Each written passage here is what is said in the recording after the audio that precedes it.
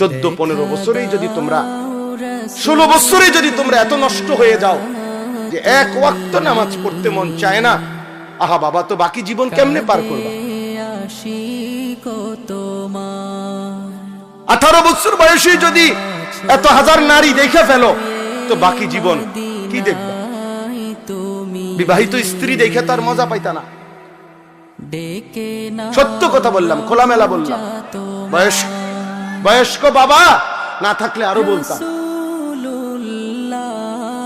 একদিন চরিত্র নষ্ট করতে করতে প্রয়োজনের মুহূর্তে আর কিছুই মিলবে না।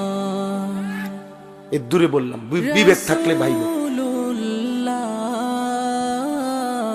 হারাম হারাম তোমার শরীর নষ্ট করে দেয়।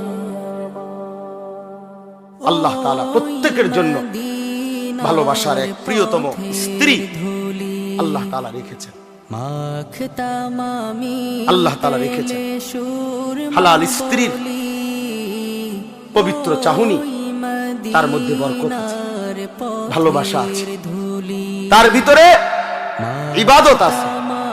নবী সাল্লাল্লাহু আলাইহি সাল্লাম বলেছেন, কেউ তার স্ত্রীকে যদি ভালোবেসে আদর করে একটা লোকমা খাবার মুখে তুলে দেয়, একটা রুটি তুলে দিছে, আল্লাহর কসম নবী বলছে আল্লাহ তাআলা